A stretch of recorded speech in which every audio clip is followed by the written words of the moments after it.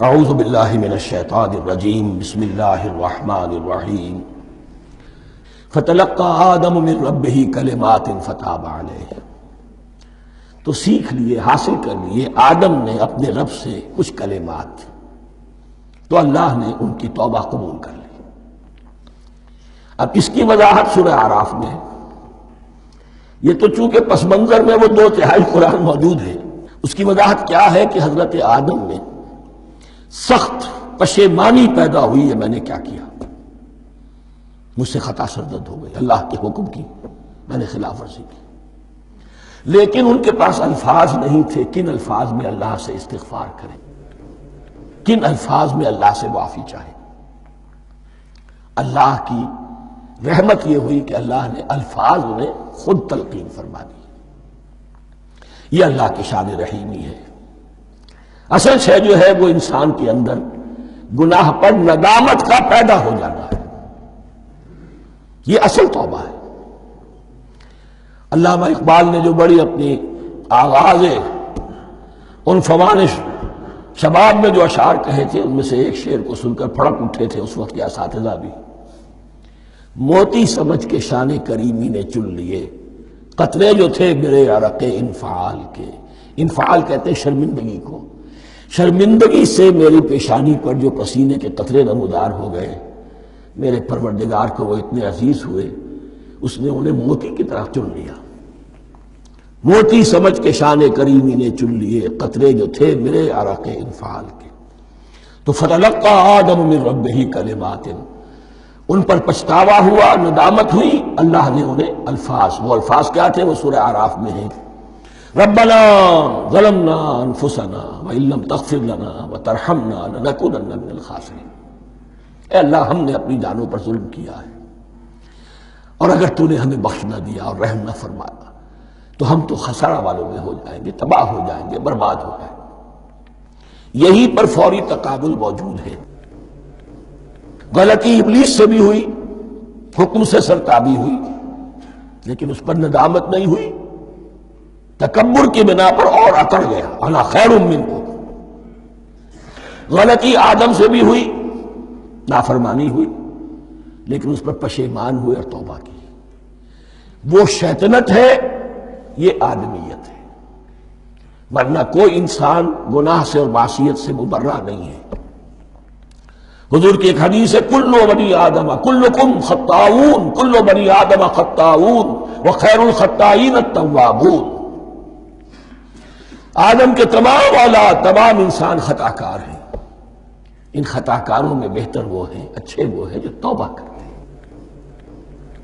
تو یہاں حضرت آدم سے غلطی ہوئی، ان توبہ کی، پشیمانی ہوئی، ندامت ہوئی، اس نے کی اور اس پر جم گیا، اصرار کیا۔ فتلقى آدم من ربہ کلمات فتاب علیہ انہ هو التواب الرحیم۔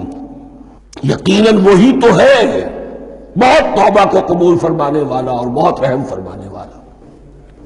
یہ نوٹ کیجئے گا، توبہ کا لفظ دونوں طرف سے آتا ہے، بندہ بھی تواب، وخیر الخطائین التوابون، تواب بندے بھی ہو گئے، تواب اللہ بھی ہے۔ اس کی اصل حقیقت کیا ہے؟ بندے نے خطا کی اور دور ہو گیا اللہ سے، اللہ نے اپنی رحمت کی نگاہ اس سے پھیر لی۔ بندے نے توبہ کی، اللہ پھر اپنی رحمت کے ساتھ اس کی طرف متوجہ ہو گیا۔ توبہ کے معنی پلٹنا۔ بندہ معصیت سے توبہ کر کے اپنی اصلاح کی طرف، بندگی کی طرف، اطاعت کی طرف پلٹ آیا۔ اللہ نے جو اپنی نظر رحمت پھیر لی تھی، اللہ نے پھر وہی اپنی شان غفاری اور رحیمی کے ساتھ بندے کی طرف توجہ فرما لی، جس کے لیے حدیث میں الفاظ آتے ہیں، تم اگر میری طرف بالشت بھراؤ گے میں ہاتھ بھراؤں گا، تم اگر چل کر آؤ گے میں دوڑ کر آؤں گا، ہم تو مائل بکرم ہے کوئی سائل ہی نہیں، راہ دکھلائیں کسے رہنم منزل ہی نہیں۔ وہ تو تواب ہے، بس فرق یہ ہے کہ تابہ بندے کے لیے ہوگا تو الہ ہوگا، تابہ الہ، انی تم تو الیک، اور جب اللہ کی طرف سے ہوگا تابہ علیہ، وہ اعلیٰ ہوگا، اس پر توبہ کی، یعنی اللہ کی بلند شان ہے تو انسان توبہ کرتا ہے تو اس کی طرف توبہ کرتا ہے. اللہ کی شان کیا ہے؟ وہ توبہ کرتا ہے تو بندے پر الا فتاب علیہ انہ هو التواب الرحیم. قل اہبطوا منها جميعا، ہم نے کہہ دیا اتر جاؤ اس سے تم سب کے سب. فَإِمَّا يَأْتِيَنَّكُم مِّنِّي هُدًى، اب یہاں لفظ آیا اہبطوا، یہاں بھی پہلے بھی آیا ہے. جو حضرات یہ سمجھتے ہیں کہ تخلیق آدم آسمانوں پر ہوئی ہے اور جنت بھی وہ آسمان میں ہے جہاں رکھے گئے تھے، آزمائشی یا ٹریننگ یا ڈیمانسٹریشن والی جنت، وہ یہاں حبوط کا ترجمہ کریں گے کہ آسمان سے زمین پر اترنے کا حکم دیا گیا.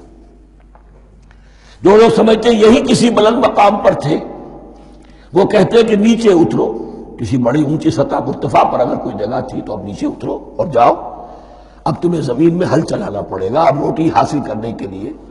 یہ جو نعمتوں کے دسترخوان یہاں بچھے ہوئے تھے یہ اب تمہارے لیے نہیں. اس کے لیے اس معنی میں اس لفظ کا استعمال جو ہے وہ آ جائے گا آگے چل کر اسی سورہ بقرہ کے اندر، کہ اس معنی میں بھی سورہ بقرہ کے 7ویں رکوع میں یہ لفظ استعمال ہوا ہے. تو امکان اس کا بھی ہے، بس اس سے آگے ادھر یا ادھر کی زیادہ بحث کرنے کا یہ موقع دورہ ترجمہ قرآن میں نہیں ہے. قُلْ اهْبِطُوا مِنْهَا جَمِيعًا فَإِمَّا يَأْتِيَنَّكُم مِّنِّي هُدًى فَمَن تَبِعَ هُدَايَ فَلَا خَوْفٌ عَلَيْهِمْ وَلَا هُمْ يَحْزَنُونَ. تو جب بھی آئے گی تمہارے پاس میری جانب سے کوئی ہدایت، تو جو کوئی میری ہدایت کی پیروی کرے گا اس کے لیے نہ خوف ہوگا اور نہ وہ حزن سے دوچار ہوگا. یہ ہے علم انسانی کا دوسرا گوشہ، ریویلڈ نالج. اس چوتھے رکوع کی جو حسن ہے اسے دیکھیے. شروع میں ایکوائرڈ نالج کا ذکر ہے جو پوٹینشلی حضرت آدم کی ذات میں رکھ دیا گیا اور جو انسان نے پھر اپنی محنت سے ان السمع والبصر والفؤاد اس کے ذریعے سے آگے بڑھایا. یہ علم ہے چل رہا ہے. آج مغربی اقوام ہم سے بہت آگے ہیں. کبھی ایک زمانے میں مسلمان آگے نکل گئے تھے، لیکن ظاہر بات ہے کہ اس دنیا میں عروج تو انہی کو ہوگا جو ان چیزوں میں سب سے زیادہ جس کی آگہی حاصل ہوگی.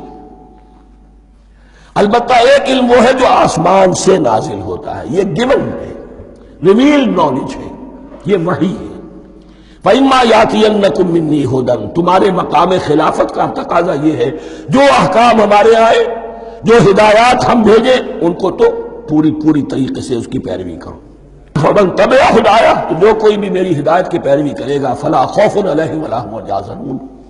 وَالَّذِينَ كَفَرُوا، اور جو ناشکری کریں گے، کفر کریں گے، انکار کریں گے، وَكَذَّبُوا بِآيَاتِنَا، اور ہماری آیات کو جھٹلائیں گے، فَأُولَٰئِكَ أَصْحَابُ النَّارِ هُمْ فِيهَا خَالِدُونَ، تو وہ جہنمی ہوں گے، آگ والے ہوں گے، اس میں ہمیشہ ہمیشہ رہیں گے.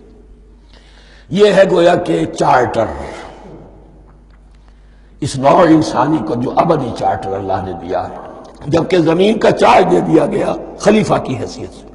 یہاں یہ 4 رکوع جو ہے سورہ بقرہ کے جو میں نے عرض کیا تھا، قرآن کی دعوت، قرآن کا بنیادی فلسفہ، اس پر یہ جام ہے، اور یہ مکی صورتوں کے مضامین کا خلاصہ. صدق اللہ العظیم.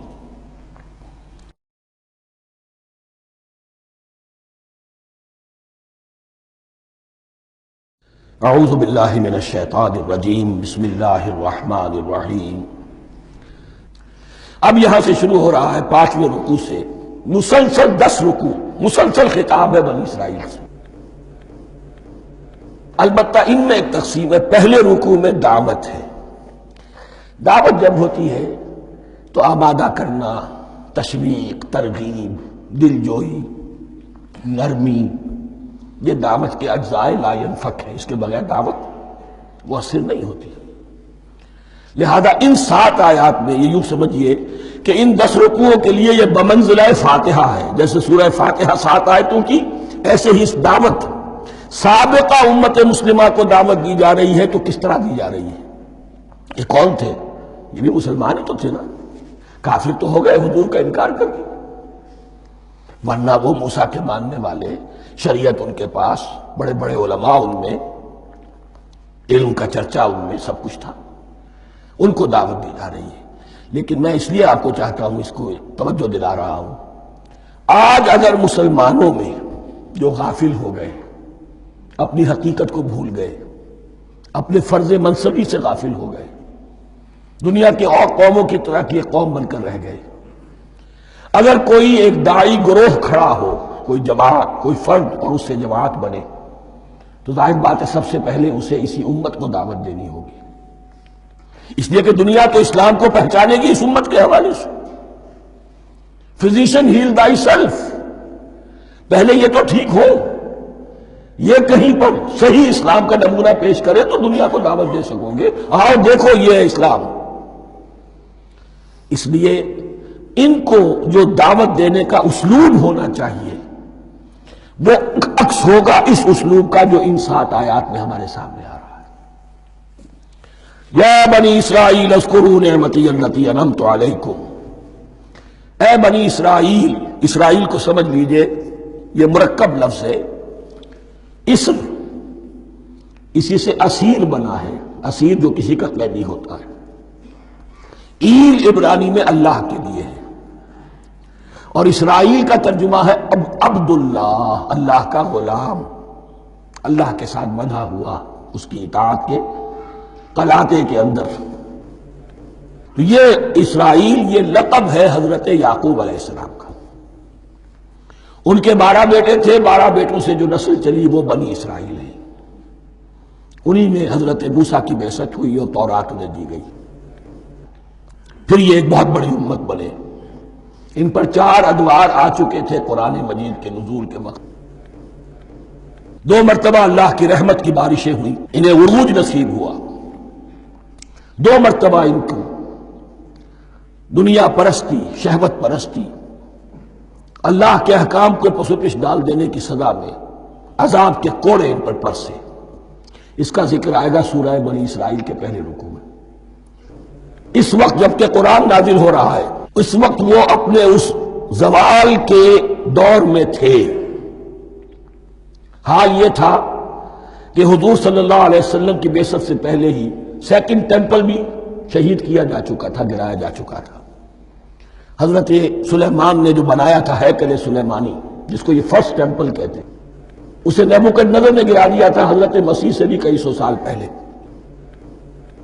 لیکن اس کے بعد پھر یہ رومنز نے سن 70 عیسوی میں حضور کی ولادت سے 500 برس پہلے ان کا یہ یروشلم تباہ و برباد ہوا، اس میں لوگوں کو قتل کیا گیا، قتل عام ہوا، اور 2nd ٹیمپل جو ہے وہ بھی گرا دیا گیا، جو اب تک گرا پڑا ہوا ہے۔ صرف ایک ویلنگ وال ہے جس کے پاس جا کر یہودی جو ہے ماتم کر لیتے ہیں، روتے ہیں، اور اب وہ بنانے پر تلے ہوئے ہیں اپنا 3rd ٹیمپل، اس کے نقشے بن چکے ہیں، بلو پرنٹ بن چکے ہیں۔ لیکن بہرحال جس وقت قرآن نازل ہو رہا تھا یہ بہت ہی پستی میں تھے۔ اس کے بارے میں فرمایا، اے بنی اسرائیل ذرا یاد کرو میرے اس انعام کو جو تم پر ہوا۔ وہ انعام کیا ہے؟ میں نے تمہیں اپنی کتاب دی، نبوت سے سرفراز فرمایا، اپنی شریعت تمہیں عطا فرمائی، تمہیں تمہارے اندر داؤد اور سلیمان جیسے بادشاہ اٹھائے، جو بادشاہ بھی تھے، نبی بھی تھے۔ وَأَوْفُوا بِعَهْدِي، اور میرے وعدے کو پورا کرو تاکہ میں بھی اپنے وعدے کو پورا کروں۔ یہ وعدہ ہے جو کتاب استثناء جو ہے اولڈ ٹیسٹمنٹ کی، ڈیوٹرانومی، اس کے 18ویں باب کی آیت نمبر 18-19 میں ہے۔ حضرت موسیٰ سے خطاب کر کے اس میں اللہ نے یہ الفاظ فرمائے، میں ان کے بھائیوں میں سے تیرے مانند ایک نبی برپا کروں گا اور اس کے منہ میں اپنا کلام ڈالوں گا، اور وہ وہی کچھ بتائے گا جو میں اس سے کہوں گا۔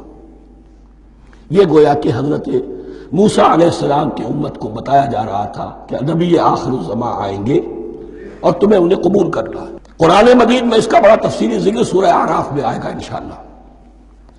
لیکن یہاں فرمایا اوفوا بعہدی اوف بعہدکم، تم میرا عہد پیرا پورا کرو، میرے اس نبی کو تسلیم کرو، اس پر ایمان لاؤ، اس پر کی صدا پر لبیک کہو، تو میں تمہیں میرے انعام و اکرام اور بڑھتے چلے جائیں گے۔ وَإِيَّايَ فَارْهَبُونِ، اور صرف مجھ سے ڈرو۔ وَآمِنُوا بِمَا أَنزَلْتُ مُصَدِّقًا لِمَا مَعَكُمْ، اور ایمان لاؤ اس پر جو میں نے نازل کیا ہے، جو تمہارے پاس جو تورات ہے اس کی تصدیق کرتے ہوئے آیا ہے۔ اس کے دو معنی ہیں، ایک تو قرآن تصدیق کرتا ہے تورات کی اور انجیل کی، فیہا ہدی و نور، فیہ ہدی و نور، اور دوسرے یہ کہ قرآن اور محمد صلی اللہ علیہ وسلم ان پیشین گوئیوں کے مصداق بن کر آئے ہیں جو تورات میں تھی، ورنہ وہ پیشین گوئیاں جھوٹی ثابت ہوتی۔ ان کے مصداق کون ہے؟ قرآن اور محمد صلی اللہ علیہ وسلم، یہ دونوں معنی اس کے ہیں۔ وَآمِنُوا بِمَا أَنزَلْتُ مُصَدِّقًا لِمَا مَعَكُمْ وَلَا تَكُونُوا أَوَّلَ كَافِرٍ بِهِ، اور دیکھو تم ہی سب سے پہلے ان کا کفر کرنے والے نہ بن جاؤ۔ تمہیں تو سب کچھ معلوم تھا، تم تو منتظر تھے، تم تو آخری نبی کے انتظار میں تھے اور ان کے حوالے سے دعائیں کیا کرتے تھے کہ اللہ اس نبی آخری زمان کے واسطے سے ہماری مدد فرما اور کافروں کے مقابلے میں ہمیں فتح عطا فرما۔ یہ آئے گا آگے چل کر اسی سورہ بقرہ کے اندر۔ لیکن اب تم ہی سب سے بڑھ کر کافر ہو گئے، تم ہی سب سے بڑھ کر دشمن ہو گئے۔ وَلَا تَكُونُوا أَوَّلَ كَافِرٍ بِهِ وَلَا تَشْتَرُوا بِآيَاتِي ثَمَنًا قَلِيلًا، اور دیکھو میری ان آیات کے عوض حقیر سی قیمت قبول نہ کرو۔ یہ آیات الہیہ ہیں، ان کو رد کر رہے ہو کس لیے؟ ہماری مسندیں، ہماری حیثیت، ہماری چودراہٹیں، کہیں ان پر کوئی آنچ نہ آ جائے۔ حقیر سی چیزیں، یہ صرف اس دنیا کا سامان، اس کے سوا کچھ نہیں۔ وَلَا تَشْتَرُوا بِآيَاتِي ثَمَنًا قَلِيلًا وَإِيَّايَ فَاتَّقُونِ، اور صرف مجھ میں سے تقوی اختیار کرو، میرا تقوی اختیار کرو۔ صدق اللہ العظیم۔